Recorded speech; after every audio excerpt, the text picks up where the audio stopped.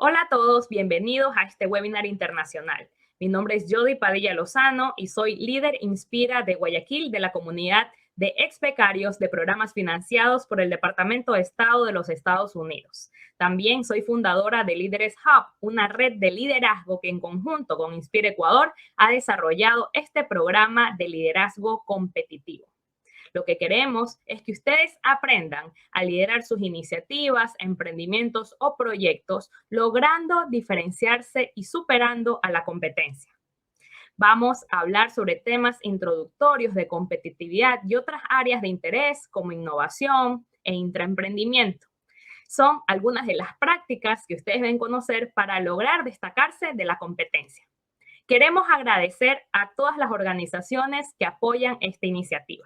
Agradecemos por su respaldo a la Red Global de Expertos de Competitividad de Harvard Business School, así también como al apoyo internacional de Wildlife, que es la iniciativa de jóvenes líderes de las Américas de IREX, y al International Center for Journalists de Washington, D.C., Estados Unidos. Agradecemos por el apoyo nacional de la Dirección de la Mujer de la Alcaldía de Guayaquil, el aval académico de la Universidad Ecotec, y a los aliados locales como Capacítate EC, Roots Cosmética, Detalles Lorenita y Tinta Digital. Nuestro programa contará con la experiencia de expertos nacionales e internacionales. Por ende, agradecemos al doctor Pablo Colazzo de Austria, José Zagarnaga desde Estados Unidos, Adriana Bonomo desde Uruguay y a nuestros expertos nacionales como Carmen Padilla, Connie Jiménez, José Antonio Hidalgo, Alison Romo y quien les habla. Contaremos también con el testimonio de líderes, como por ejemplo las lideresas Vivian Almeida, Paola Andrade y Catalina Vera. Si aún no han aplicado, los animamos a que lo hagan. Todavía hay tiempo para que sean uno de los acreedores de estas becas ofrecidas para hombres y mujeres que puedan asistir también a nuestros encuentros presenciales obligatorios en la ciudad de Guayaquil. Queremos entonces, ahora sí, dar paso a la ponencia de nuestro experto desde Perú, el doctor Piero Morosini. Pero antes, queremos compartir con ustedes este mensaje de la Embajada y Consulado de los Estados Unidos.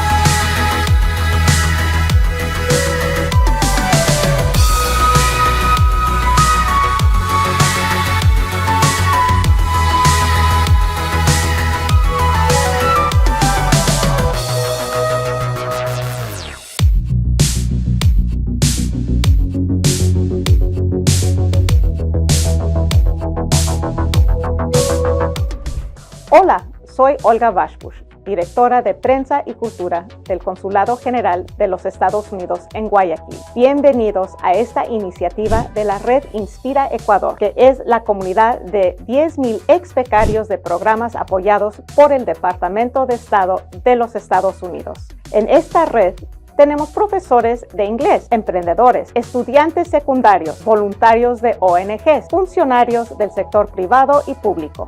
Lo que tienen en común es su perfil de liderazgo en las áreas donde se desenvuelven. Cada vez que alguien participa y completa alguno de nuestros programas, se convierte en parte de Inspira Ecuador. Esta red tiene el objetivo que los ex becarios de nuestros programas se conozcan, compartan experiencias, aprendizajes y se unan para plantear iniciativas que beneficien a más ecuatorianos. La red Inspira Ecuador funciona de la siguiente manera. Tenemos 4 líderes en distintas ciudades: Quito, Guayaquil, Cuenca y Loja. Esas ciudades fueron escogidas porque allí también tenemos centros binacionales que son aliados estratégicos de la red Inspira Ecuador. Cada uno de los 4 líderes de Inspira organiza actividades en sus respectivas ciudades. De esa manera, tratamos de llegar a áreas con distintas realidades. Todas las actividades de esta red se anuncian en el grupo cerrado de Facebook. Este grupo es exclusivo para ex becarios de programas apoyados por Estados Unidos. Si aún no eres parte de este grupo de Facebook, te invito a buscarlo como Inspira Ecuador. Espero que aproveches las oportunidades de aprendizaje continuo y networking que Inspira Ecuador tiene para ti. Si aún no has participado en nuestros programas y recién estás conociendo a la red Inspira Ecuador, te invito a estar pendiente de nuestras redes sociales, donde anunciamos los distintos programas que apoyamos, para que apliques y seas parte de una comunidad que crece y se fortalece gracias al liderazgo e impacto social positivo que genera cada uno de sus miembros. En Inspira Ecuador, abre tus alas y a volar.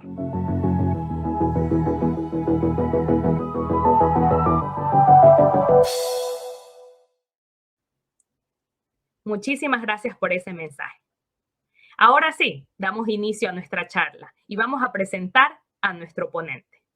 A continuación, vamos a hablar un poco sobre nuestro invitado del día de hoy, que es el doctor Piero Morosini Wong, reconocido internacionalmente como líder mundial del pensamiento en management, así como conferenciante, emprendedor social y autor de 4 libros, artículos científicos y docenas de estudios de caso que han sido traducidos a numerosas lenguas. Desde el año 2000, Piero ha diseñado y llevado a cabo programas de formación en liderazgo, estrategia e innovación para la alta dirección de empresas multinacionales líderes en su campo, como por ejemplo Nokia, DHL, entre otros. Él tiene estudios de doctorado en administración de The Wharton School, que es de la Universidad de Pensilvania, Filadelfia. Adicionalmente, ha tenido formación en Harvard Business School, en la Universidad de Nueva York, en Pacific University de Oregon y la Universidad del Pacífico de Lima, de donde es originario. Tiene vasta experiencia profesional y para nosotros es un gusto darle la bienvenida. Muchas gracias, Jody. Estamos muy contentos. Es un honor realmente participar en estas charlas. Muchas gracias por esta oportunidad. Te saludo y saludo a todos los participantes desde Lima, Perú. Bueno, aquí detrás estamos compartiendo un poco de la cultura peruana porque aquí tengo de background unas litografías originales de Fernando de Cislo, que es nuestro Guayasamín, se podría decir, ¿no? Uno de los pintores contemporáneos más importantes en la escena pictórica peruana. Quiero agradecer, antes que nada, al programa Inspira Ecuador, organizado gracias en parte al Departamento de Estado de los Estados Unidos, a la US Embassy, así como al programa de Líderes Hub, y a tu persona, Jody, que tan gentilmente y tan efectivamente organizas y lideras esta serie de charlas que creo que es muy importante compartir con quienes nos siguen. Así es, muchísimas gracias, Piero. Es un gusto contar con tu experiencia en esta temática de hoy, que es la razón de ser nuestro programa, liderazgo competitivo, en donde vamos a poder adentrarnos un poco sobre qué es el liderazgo, qué es la competitividad con tu conocimiento, y es que eres la primera charla de una serie de capacitaciones que vamos a brindar durante nuestro programa, tanto con expertos nacionales como con expertos internacionales en áreas de interés, que en este caso no solo abarca el liderazgo y competitividad, sino también las formas de alcanzar dicha competitividad, como por ejemplo esta función de intraemprendimiento, ser innovadores y demás. Te agradezco por este espacio, va a ser un gusto aprender de ti. Y para no quitarte más tiempo, pues a continuación le doy paso a nuestro experto del día de hoy para aprender sobre liderazgo competitivo. Gracias, Piero. Muchas gracias, Jody. Bueno, hoy día vamos a hablar de liderazgo competitivo. Está de más decir que el liderazgo es muy importante. Y aquí vamos a hablar de un tipo especial de liderazgo, que es el liderazgo competitivo. Es aquello que nosotros lideramos. Cuando nosotros lideramos para ganar, para enriquecer, para sacar lo mejor de nuestros equipos, lo mejor de nuestras organizaciones, y se podría decir crear un futuro nuevo que nosotros hemos imaginado, entonces estamos aquí aludiendo a lo que se llama liderazgo competitivo. El liderazgo competitivo, que es un tipo específico de liderazgo, como veremos en los siguientes minutos. Entonces, si pasamos al siguiente slide, en el tiempo que tenemos, creo que podemos desarrollar bastante bien 3 temas. Liderazgo competitivo, ¿qué cosa es? Y aquí vamos a presentar algunas perspectivas que nos van a crear una idea de lo que es el liderazgo competitivo, que es un tema que es difícil de definir, ¿no? Es paradójico el liderazgo, es como la belleza, ¿no? Todos sabemos de qué se trata y qué es necesario, pero es difícil de definir qué cosa es bello. Asimismo, es difícil definir qué cosa es el liderazgo, pero aquí lo intentaremos. Luego, vamos a responder la pregunta que muchos de ustedes estarán haciendo. ¿Por qué tenemos que convertirnos, tenemos que tratar de desarrollarnos como líderes competitivos? Y ya que se habla de líderes competitivos, vamos a hablar de la competitividad, el por qué y el cómo de la competitividad.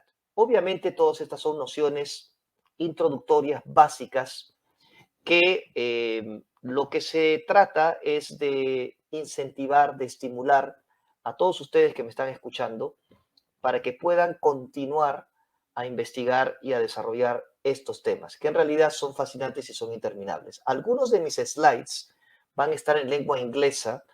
¿Por qué?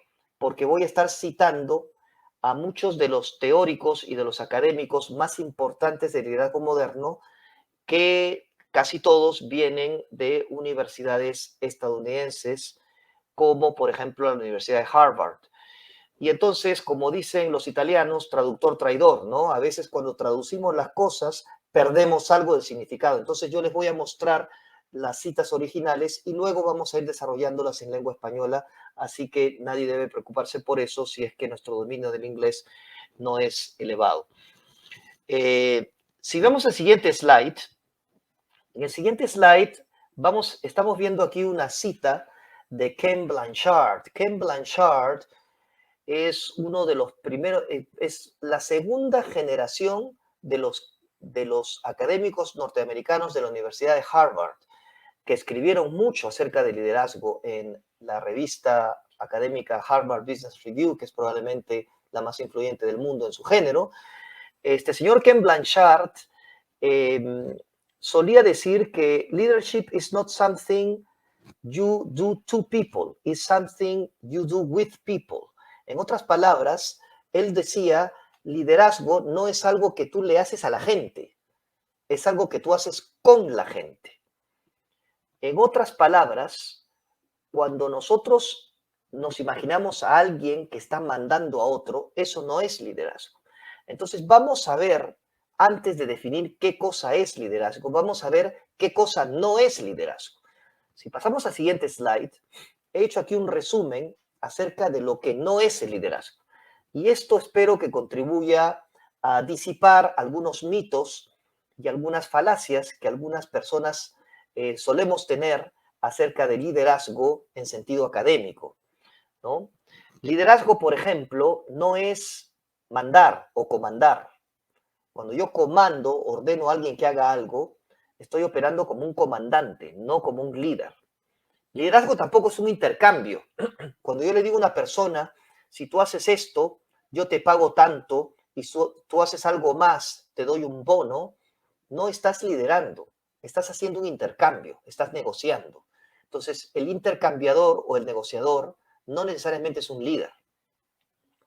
Liderazgo, pues, no debe confundirse con autoridad jerárquica. Muchos de nosotros hemos experimentado eso. Cuando yo voy frente a muchos alumnos y les pregunto, ¿cuántos de ustedes tienen un jefe? Y todos levantan la mano. Pero luego les pregunto, ¿quiénes de ustedes dirían que su jefe es su líder? Y muy pocos levantan la mano. Entonces, la idea de que en un equipo de trabajo el líder se identifica en modo natural y no siempre coincide con el jefe, es lo que tratamos de expresar aquí cuando decimos que liderazgo no debe confundirse con autoridad jerárquica. Si a ti te nombran jefe de alguien, no necesariamente está siendo un líder. Líder es algo más.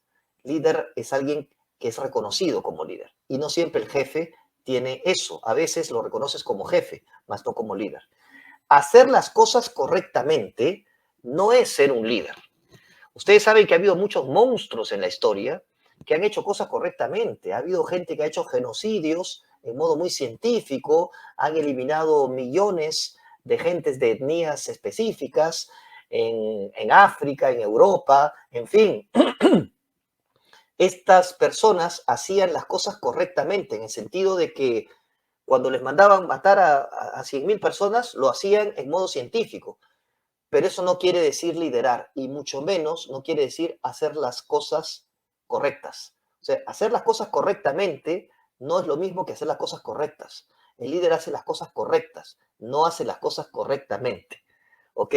Aquí esta es una sutileza muy importante, ¿no? Muchas personas entonces dicen, Stalin fue un líder, Mao fue un líder, Hitler fue un líder. Y aquí tenemos nosotros que acotar. Quizás al inicio de sus carreras fueron líderes, pero cuando se convirtieron en asesinos, ya no eran líderes, eran otra cosa. Obtener objetivos tampoco es liderazgo, es gerenciar. Cuando yo obtengo objetivos, no necesariamente los he obtenido siendo líder. Muchas veces los he obtenido siendo un comandante o, como hemos visto anteriormente, siendo un dictador. Tampoco, aun cuando muchos líderes tienen carisma y tienen un tipo de carisma heroico, ¿no? Podemos pensar en Martin Luther King, por ejemplo, ¿no? Gente con carisma heroico, Nelson Mandela.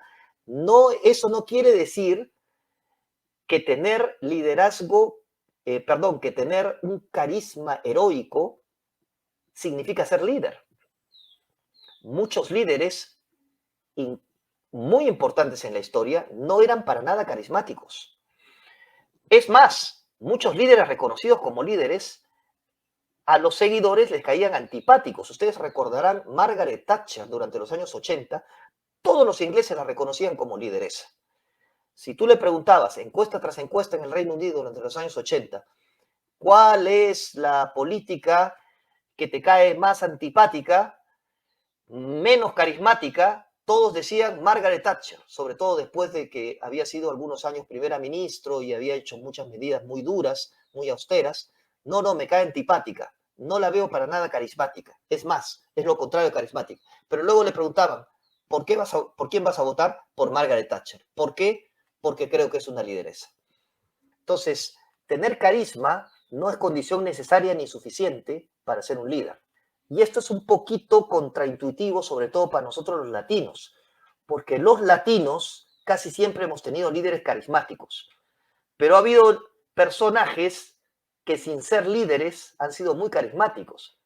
Por ejemplo, si uno recuerda en la política, gente como Hugo Chávez, etcétera, etcétera, muy carismáticos, pero podemos cuestionar si fueron líderes o no. La búsqueda amoral, o sea, sin moral, careciendo de moral, la búsqueda amoral del poder tampoco es liderazgo. ¿Qué cosa es liderazgo? Vamos a ver el siguiente slide. Entonces aquí, el siguiente slide ya está tratando de taxonomizar. En otras palabras, estamos tratando de estructurar algunos de los principales modos que tenemos en la politología, en la ciencia de la politología, que es donde ha nacido el liderazgo. Se han clasificado muchos modos que tenemos en las sociedades para manejar el poder. El tema aquí es manejar el poder. Es un tema que no solo tenemos los seres humanos. Los seres humanos compartimos con los mamíferos superiores el tema de manejo de poder. Por ejemplo, los simios son animales sociales. Tienen sistemas de manejo de poder complejos. Dentro de las comunidades de simios, gorilas, chimpancés, vamos a encontrar siempre un jefe, un líder, entre comillas, y los demás lo siguen. Hay razones evolutivas y de supervivencia por las cuales muchos animales superiores, como el hombre, como los simios, nos organizamos en grupos, en sociedades.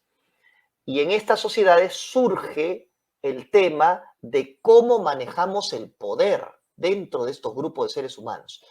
Aquí estamos viendo 6 modos de manejo de poder, en realidad 7, y ninguno de estos es liderazgo. Esto lo he tomado de un libro escrito por James McGregor Burns de la Universidad de Harvard University, el cual prácticamente inició con su obra seminal el campo, el área de liderazgo académico. En 1979-80 publica un libro llamado, obviamente, Liderazgo, y con ese libro se inicia la ciencia, entre comillas, de liderazgo a nivel académico. Entonces, él nos sugiere estos 7 sistemas de manejo de poder que no son liderazgo. El primero es chieftainship, o sea, es el cacicazgo. Esto ocurre en las sociedades tribales. El que ven ahí, por ejemplo, es Atila, el Uno. El Uno Atila era el cacique o el jefe de una banda tribal que eran salvajes, ¿no? Y aquí lo que cuenta son las relaciones de sangre, ¿no? Hay una familia que es la que detiene el poder y los demás le obedecen. Y era feroz, los unos eran feroces. Prácticamente conquistaron Roma, el Imperio Romano, y este cacique, Atila, decía, donde pisa mi caballo no vuelve a crecer la hierba. Luego ven a la derecha, ese señor que ven a la derecha es Stalin. El señor Stalin era lo que se llama un déspota. El déspota lo que hace es manejar el poder creando el terror en sus adversarios. Y lo que hace para crear el terror en sus adversarios es que mata a la mayor parte de sus adversarios, los elimina físicamente. Y el señor Stalin incluso mató a su propio hijo, porque fue un rival en el poder. Esos señores son déspotas. Déspota era un sistema que nació en Grecia, en una isla griega. El jefe era el déspota y manejaba el poder en ese modo, matando a los enemigos. Luego está Divine Kingship, las teocracias. Ese señor que ven ahí es el ayatolá. Irán está manejado, el poder está manejado por el ayatolá, que es el equivalente al papa de la religión islámica chií. Los islámicos tienen 2 grandes ramas, así como los cristianos tenemos los cristianos, católicos y los protestantes, luego están los ortodoxos. Ellos tienen la rama suní, que es Arabia Saudita, y la rama chií, que es la rama de los iraníes. Y el jefe de todo ese país, Irán, es el ayatolá. Hay otra república teocrática o estado teocrático en el mundo, que es el Vaticano. El jefe también es el papa. En ambos casos, la base de ese poder no es pues el terror, no es la sangre, es un supuesto contacto con lo divino. Nosotros suponemos que el Papa está conectado con Dios directamente y el Espíritu Santo es el que lo elige. Algo similar ocurre en Irán con el ayatolá. Luego tenemos los reinados dinásticos.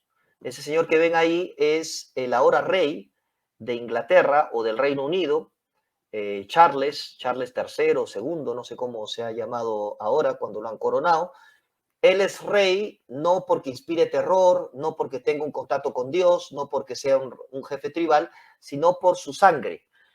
La sangre, si tú perteneces a la familia real, eso te legitima como el que detenta el poder en esa sociedad. Y en Europa hay muchísimas monarquías, más de lo que a veces nos queremos recordar. Son monarquías obviamente constitucionales, modernas, pero monarquías al fin y al cabo.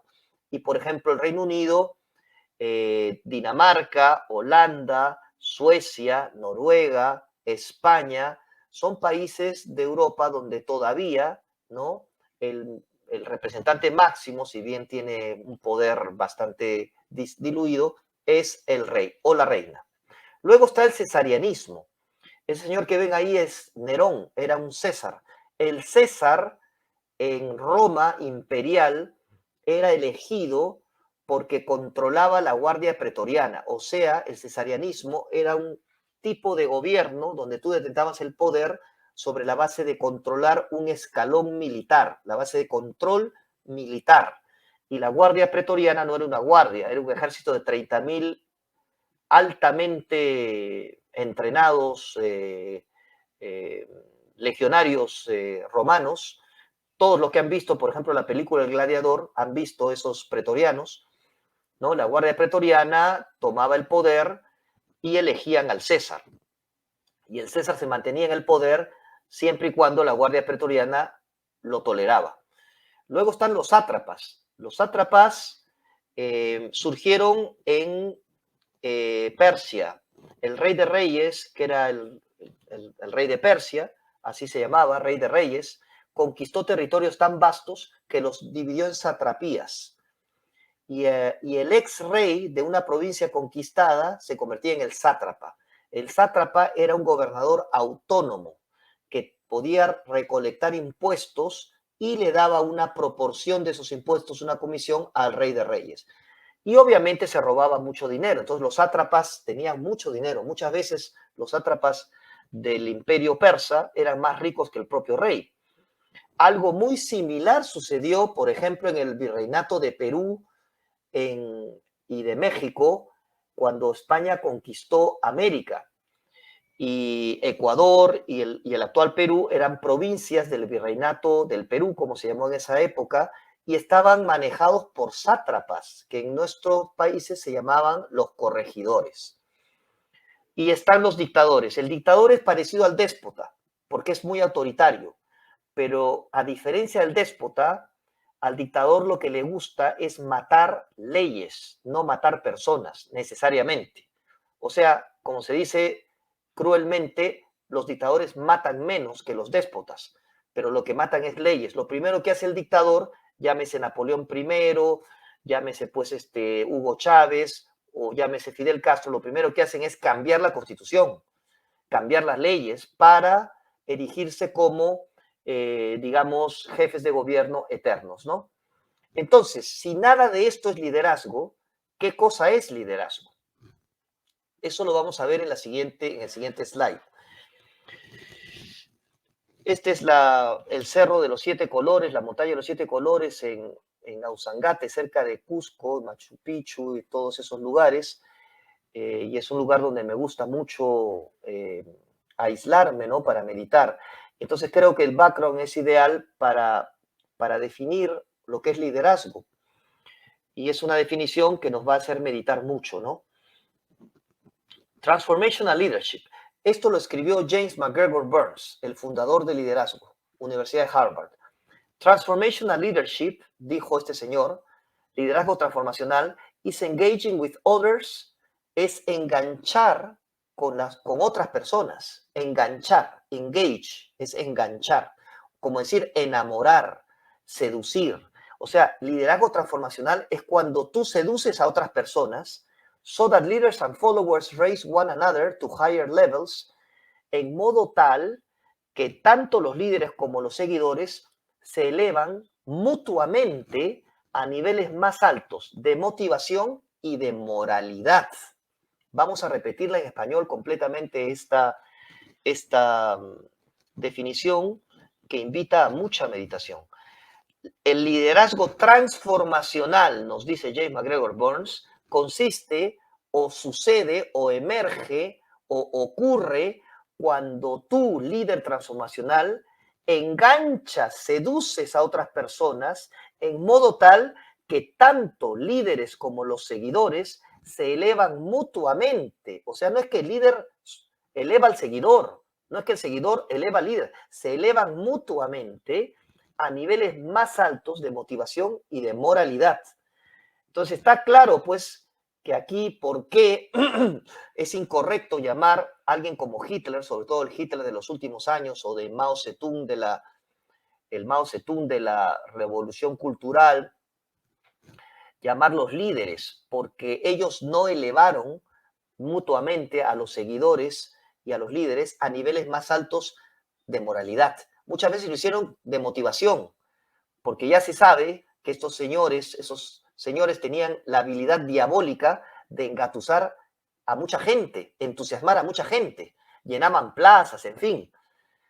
Pero lo que no hicieron fue elevar el nivel de moralidad de esos países, de esas personas. Más bien lo bajaron. Entonces, el factor moral está presente en la propia definición de liderazgo transformacional de James McGregor Burns y tiene mucho sentido. Entonces, no hay líder que sea no ético. Cuando tú entras y cruzas ese nivel de la ética y empiezas a actuar en modo no ético, en modo inmoral o en modo amoral, dejas de ser líder para convertirte en algo de lo que ya hablamos antes. Puede ser un sátrapa, puede ser un dictador, puede ser un déspota, pero ya no eres líder. ¿Por qué entonces tenemos que desarrollar nuestro liderazgo competitivo? Vamos a verlo en las palabras en el próximo slide. En el próximo slide estoy aquí citando a un alumno, a un discípulo de James MacGregor Burns, el señor Benes, que conjuntamente con el profesor Nanus en 1985 publicaron un artículo en Harvard Business Review del cual cito: "If there was a moment in history when a comprehensive strategic view of leadership was needed, this is certainly it." En buen español esto quiere decir, si hubo un momento en la historia cuando un enfoque estratégico e integrador de liderazgo era necesario, este es el momento. Y fíjense que lo dijo el año 85, antes que cayera el muro de Berlín, antes que se iniciara el Internet, antes de que surgiera China como líder mundial, antes de la guerra de Ucrania que estamos padeciendo ahora, antes de todo eso, antes del adviento de los computadores, de los celulares, era el año 85, ya este señor decía, hoy día necesitamos más que líderes, necesitamos líderes estratégicos e integradores. Y eso, amigos, es lo que se llama liderazgo competitivo.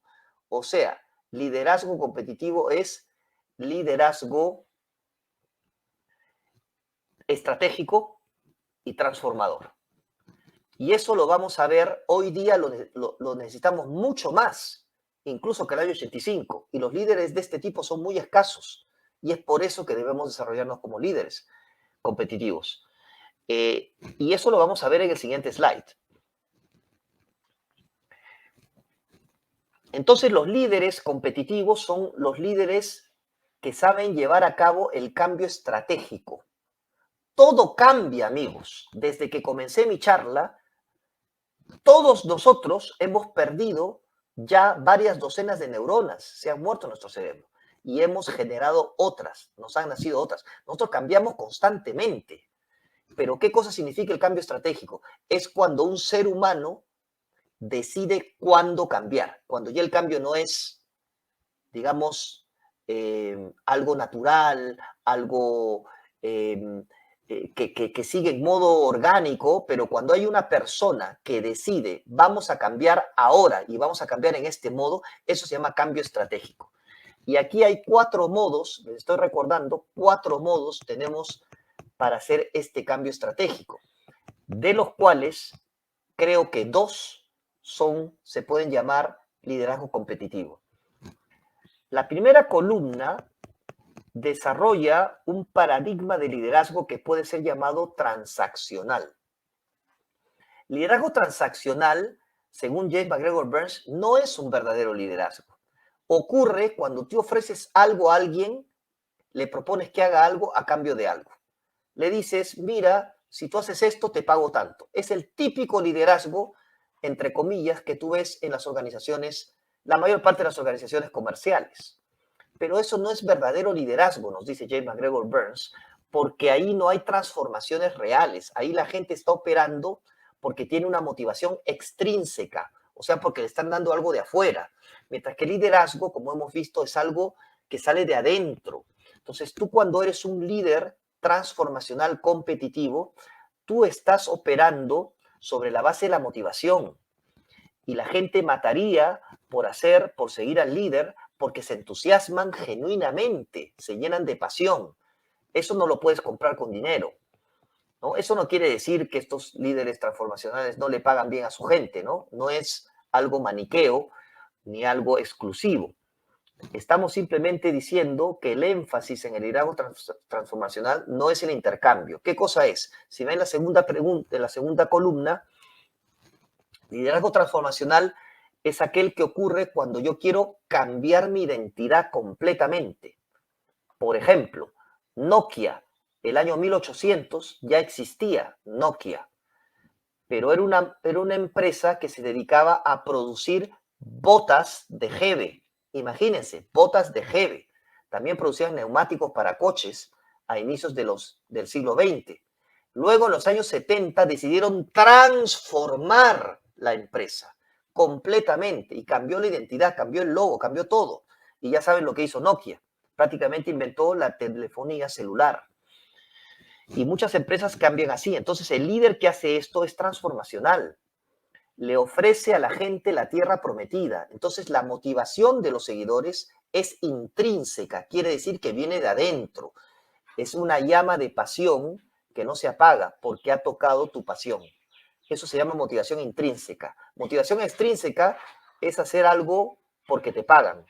Motivación intrínseca es cuando tú pagarías por hacer eso, porque estás lleno de pasión. Entonces, el líder transformacional lo que es muy bueno es en conectar esa visión de un futuro nuevo que el líder tiene y que comparte con seguidores con las pasiones individuales de cada uno de ellos. Hay otro modo de crear el futuro que yo lo llamo en mi último libro Wiracocha o Kuti, porque es un modo imaginativo y sabio de cambiar. Y el Amauta Wiracocha, como ustedes saben, fue el antiguo sabio que enseñó la civilización, según las leyendas, a los antiguos andinos de Perú y Ecuador y de Bolivia, que era el antiguo Tahuantinsuyo. Entonces, por eso lo llamé liderazgo Wiracocha en mi último libro. ¿Qué significa liderazgo Wiracocha? Ya no es transformarte para cambiar tu identidad. Liderazgo Wiracocha es transformarte ¿para qué? Para reproyectar tu raíz, tu esencia, tu identidad profunda en un contexto nuevo. ¿No? Entonces yo estoy renaciendo, pero no estoy perdiendo mi identidad. ¿Verdad? Es como Coca-Cola Classic, ¿no? Que después de 100 años que nace y que hizo muchos sabores, etcétera, etcétera, relanzaron la Coca-Cola Classic en la botella original, en un contexto nuevo de Internet, con promociones nuevas, etcétera, etcétera. Pero volvieron a sus raíces. La idea de mantener tus raíces en un mundo que cambia es la idea de liderazgo Wiracocha. Te transformas para mantener tu raíz firme. Entonces aquí la motivación es intrínseca y necesitas ser muy sabio. El líder Wiracocha es muy sabio, es un líder competitivo que es muy sabio. ¿Por qué? Porque conoce la respuesta a la pregunta por excelencia de la sabiduría, que es ¿quién soy yo? Porque tú no puedes manejar tus raíces si no respondes bien a la pregunta ¿quién soy yo? Como individuo, como equipo y como organización. La última columna, obviamente, es una columna referencial, pero no es el verdadero liderazgo, es statu quo, porque hay líderes, entre comillas, a los cuales les gusta cambiar todo para no cambiar nada, para mantener el statu quo. Y ya sabemos que eso en el mundo actual es sinónimo de suicidio. Vamos a hablar un poquito más de competitividad, ya que estamos hablando de liderazgo competitivo, o sea, liderazgo transformacional y liderazgo Wiracocha son los dos paradigmas de liderazgo competitivo. Uno lo hago para cambiar de identidad y el otro lo hago para mantener mi identidad. Esa es una elección que tengo que hacer, pero en ambos casos lo que yo quiero es crear futuros nuevos y para hacer eso tengo que competir. Vamos al siguiente slide. En realidad, cuando hablamos de competición, ¿no? La teoría de juegos desarrollada en la Universidad de Harvard demuestra que lo que hacemos los seres humanos en sociedad realmente es competir. C-O-O-P-E-T-I-R. Competir, no competir. Es una fusión de dos palabras, competir y cooperar, ¿no? Y hubo un libro, Competition, que publicó Harvard, que fue, pues, como se dice, fue un cambio de paradigma, ¿no? En los años 80, 90. Porque la competición, ¿qué significa? Que para crear un nuevo futuro que yo tengo en mi mente, ¿yo qué hago? Por un lado, coopero con mis clientes, con mis proveedores, a veces también con mis competidores, y por otro lado, compito, o sea, hago guerra de precios, hago guerra de mercado, ¿no? Pero no hago uno o hago lo otro, hago ambas cosas al mismo tiempo en modo sabio, porque yo sé en qué momento y en qué lugar tengo que cooperar y en qué momento y en qué lugar tengo que competir. Entonces lo que hacemos es competir. Eso por un lado. Si pasamos al siguiente slide, aquí estamos jugando con la idea de la competición, identificando los competidores y los complementadores. Yo coopero con mis complementadores y compito con mis competidores. Si yo les pregunto a ustedes quién es el competidor de Coca-Cola, lo vemos ahí, inmediatamente ustedes me dicen Pepsi. ¿Quién es el competidor de Honda? Inmediatamente me dicen Yamaha. ¿Quién es el competidor de Apple? Inmediatamente me dicen, ¿no? Microsoft. Pero si les digo, ¿cuál es el complementador, por ejemplo, de la hamburguesa? Ahí ya se quedan un poquito más, dicen, ¿qué será el complementador? Ahí lo vemos, pues. La hamburguesa no se puede comer sola. Lo puedes hacer, pero si la pones en un pan delicioso, ese pan que ven ahí, con su quesito y con sus salsas, es más rica, se demanda más y se vende más y a mejor precio. Entonces, ¿qué cosas son los complementadores? Son aquellos productos o servicios que, ofrecidos conjuntamente con mi producto, me ayudan a vender más y a bajar mis costos. Es como magia, ¿no? Si yo lo vendo solo, vendo menos y tengo más costos. Cuando lo vendo conjuntamente con los productos o servicios de mi competidor, bajan mis precios, mis costos y vendo más. Por ejemplo, Pepsi también es un complementador de Coca-Cola, no solo es un competidor. ¿Por qué? Como pueden ver ahí, por ejemplo, en ambos casos, la Pepsi y Coca-Cola se ofrecen en un envase de PET. PET es un plástico especial. Entonces, con respecto al envase, que es la mayor parte del costo de esa bebida, estos dos players, Coca-Cola y Pepsi-Cola, son complementadores. ¿Por qué? Porque el hecho que ambos usan PET significó que ellos podían ir conjuntamente al fabricante de PET a hacer una orden más grande de PET, y lo que sucedió cuando empezaron a usar PET todas estas bebidas gaseosas es que empezó a bajar el costo del PET. Entonces, cuando yo opero frente al mercado, frente al cliente, Coca-Cola es competidor de Pepsi. Pero cuando Pepsi y Coca-Cola se ponen de acuerdo para cambiar al PET, entonces en ese momento son complementadores. Esa es la razón, amigos, por las cuales una nueva tecnología como los televisores flat, por ejemplo, cuando recién salen tienen un precio alto y luego el precio comienza a caer. ¿Por qué? Porque más y más competidores se pasan a la nueva tecnología, y al hacer eso, los pedidos, los volúmenes que ellos solicitan a los proveedores, que son los mismos proveedores para todos los competidores, empiezan a ser mayores. Y cuando los volúmenes se hacen mayores, las economías de escala hacen que los precios bajen. Entonces, sabiendo esto, vamos a al siguiente slide, que es un slide, ya sería mi penúltimo slide, donde te estoy resumiendo qué cosa es la visión competitiva del líder. Entonces, vamos a suponer, esta es una cruz andina, se llama chacana, es una cruz de 8 ángulos, porque hay 8 players importantes que tú tienes que tener en cuenta cuando tú llevas a cabo un liderazgo competitivo. Imagínate que tú estás en el centro, ahí donde dice you, tú estás ahí, eres el líder o la lideresa competitiva. Entonces lo que tienes que hacer es manejar como competidores o como complementadores por lo menos esos 8 players, esos 8 factores, esos 8 jugadores que vas a encontrar en el mercado. Por ejemplo, si vemos norte y sur, vemos a los customers y a los suppliers. O sea, en el norte de esa chacana, que es la cruz andina, que están viendo ahí, tienes a los clientes. Y en el sur tienes a los proveedores. Entonces, ¿cuál es la idea ahí? Que yo me tengo que hacer preguntas importantes cada vez que quiero crear un futuro nuevo como líder competitivo. Tengo que pensar, por ejemplo, cuáles son las necesidades futuras de mi cliente. cuáles son las insatisfacciones de ese cliente, cuáles son las cosas que ni siquiera el cliente sabe que va a querer.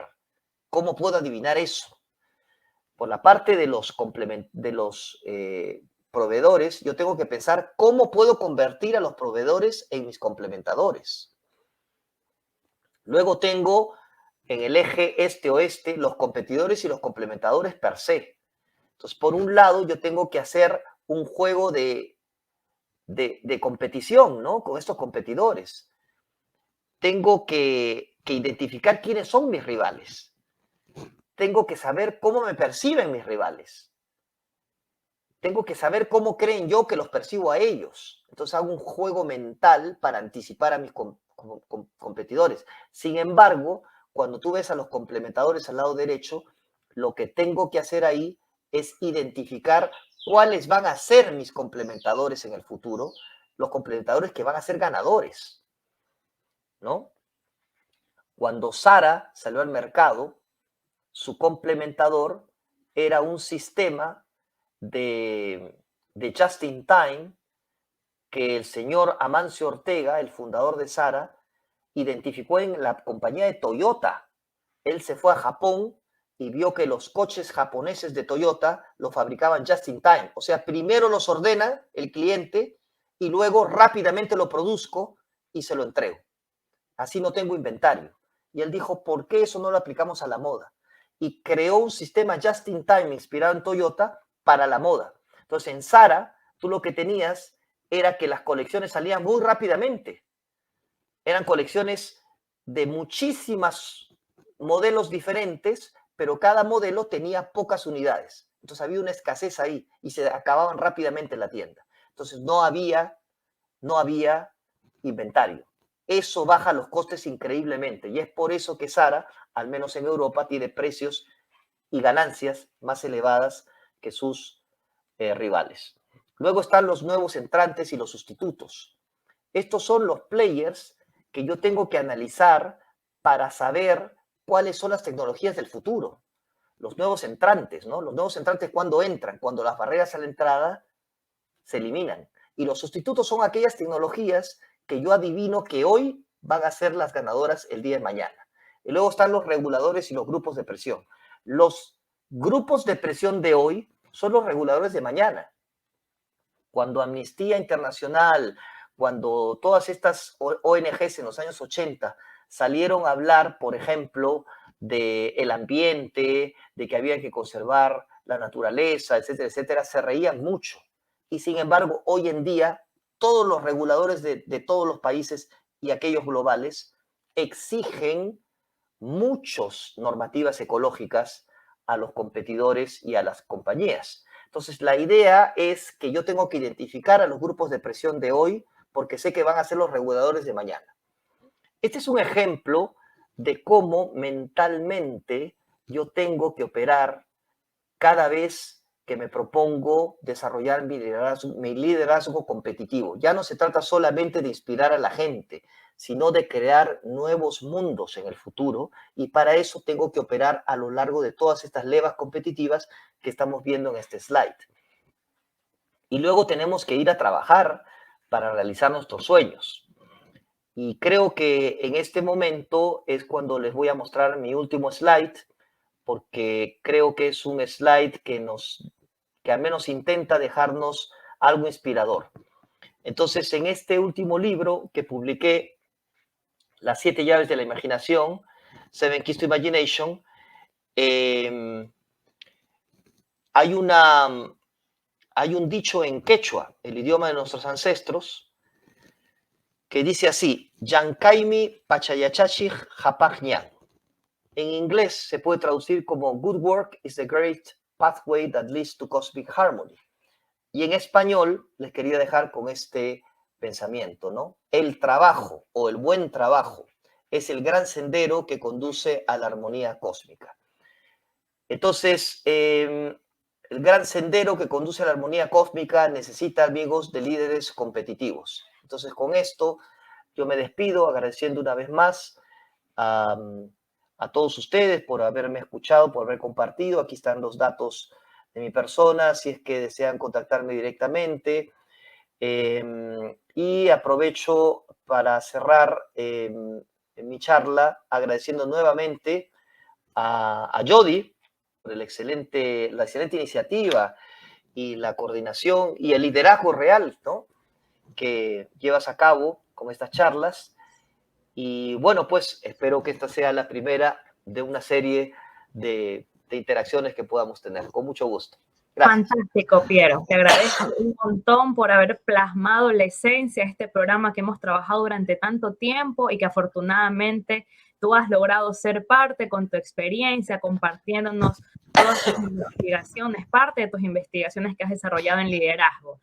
Nosotros precisamente en nuestro programa hablamos de que necesitamos líderes éticos, pero que se destaquen, que tengan este valor diferencial frente a los demás, porque a veces nosotros cuando pensamos en liderazgo, nosotros pensamos en que vamos a competir y cómo hago tal vez para quitarle mercado a otra persona y caemos en la copia y no nos ponemos innovadores y no pensamos en esto de tener una ventaja diferencial frente a las demás organizaciones que están en nuestro mercado. Y te comparto algo, ¿no? Tú sabes de que este programa ha sido desarrollado con expertos de la Red Global de Competitividad de Harvard Business School.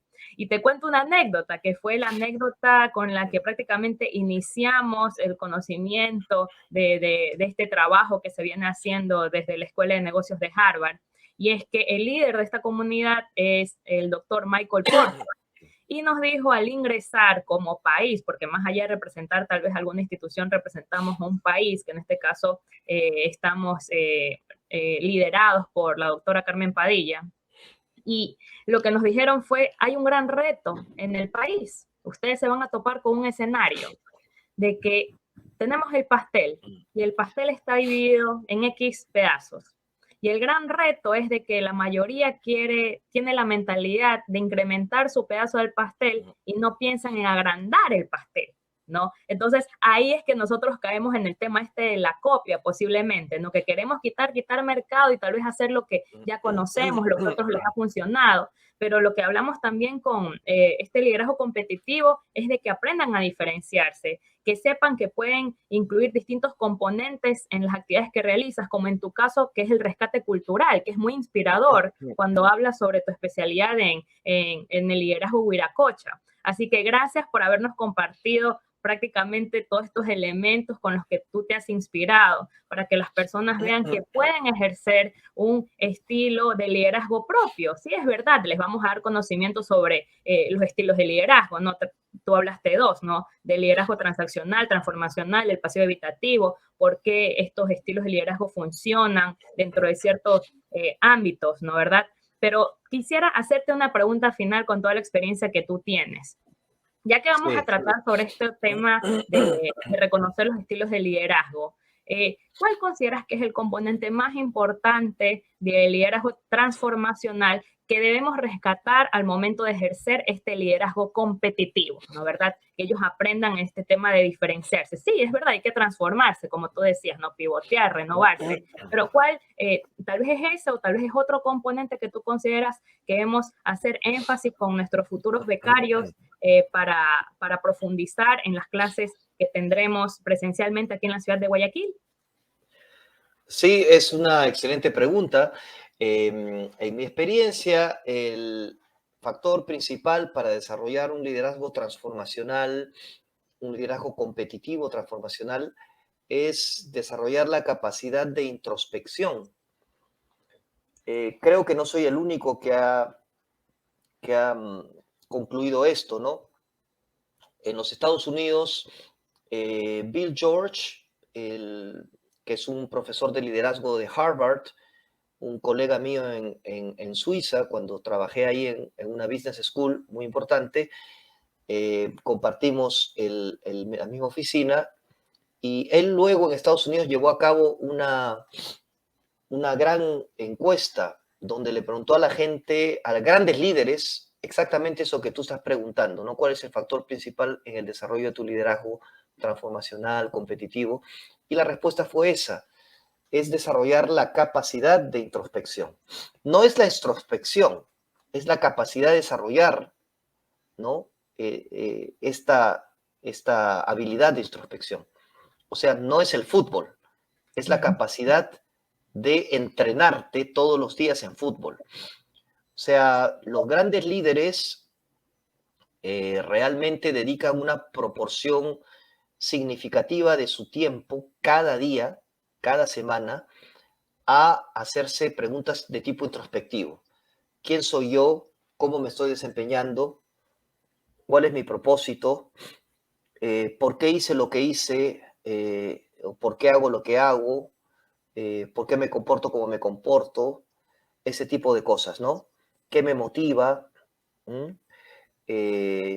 ¿Cómo estoy desarrollando mis relaciones interpersonales con mi familia, con mi trabajo?